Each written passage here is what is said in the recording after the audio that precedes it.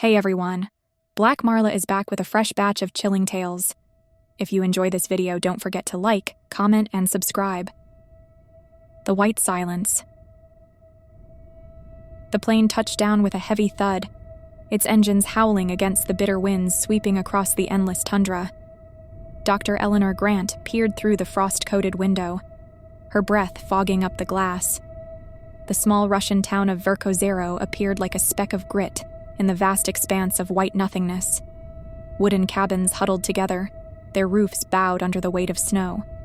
Smoke from chimneys rose lazily into the gray sky. Eleanor tightened her scarf as she descended the creaking steps of the plane, the cold biting through her thick gloves. She had spent years studying climate patterns, but she had never experienced cold like this. It wasn't just the temperature, it was the weight of the silence, a heavy, oppressive stillness that seemed to smother everything in its grasp. Dr. Grant?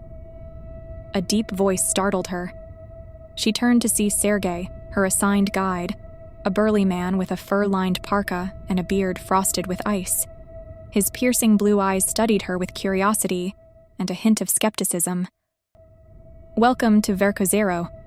I hope you are ready for this." "I've prepared as best as I can," she replied, though her voice wavered slightly.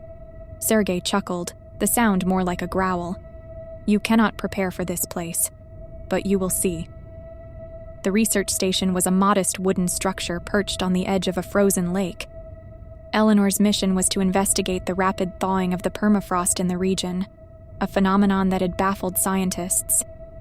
The locals, however, attributed it to something far less scientific. "The White Silence," Sergei explained one evening as they sat by the fire. The room was dimly lit, the only sound the crackling of the logs. "It's not just a legend, it's the cold itself, alive and hungry.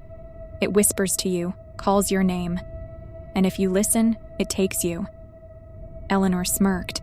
A fascinating story, but surely there's a logical explanation.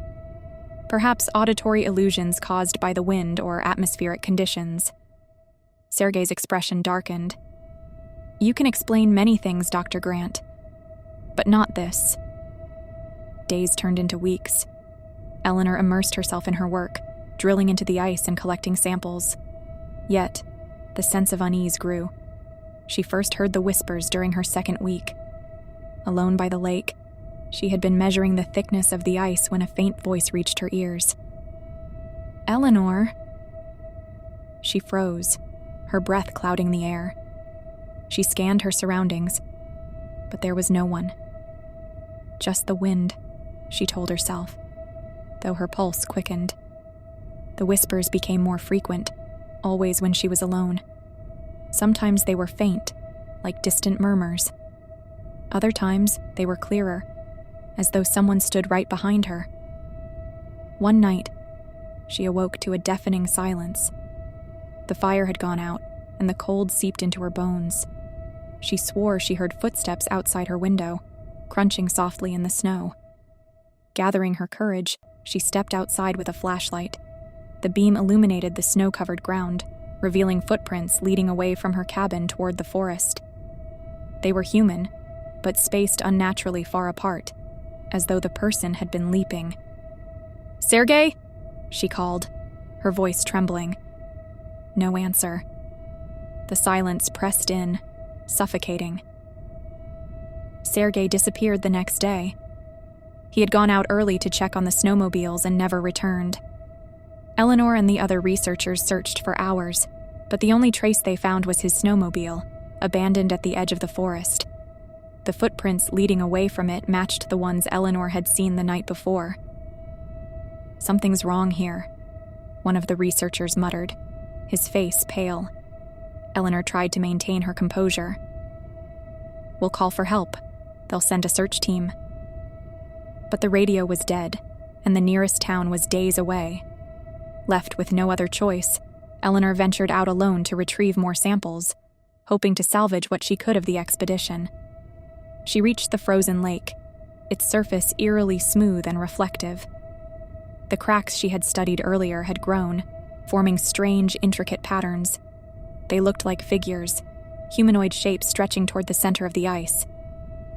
As she knelt to take a sample, the whispers returned, louder than ever. "Eleanor, come closer."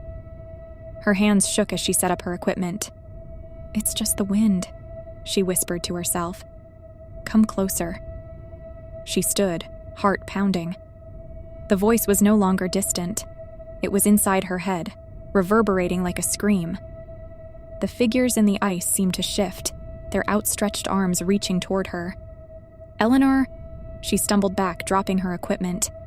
The ice beneath her feet groaned, and she realized she was standing on a thin patch. Panic surged as cracks spiderwebbed outward, the water below glinting darkly. And then she saw it, a face beneath the ice, pale and distorted, its eyes wide with terror. It was Sergei. Eleanor screamed, the sound swallowed by the howling wind. She never made it back to the cabin. Days later, a search team found the research station abandoned. Inside, they discovered Eleanor's journal, her final entry scrawled hastily, "The white silence is real. It knows me. It's waiting." Her body was never recovered. Locals say that on quiet nights, you can still hear her name carried on the wind, a faint whisper in the unending cold.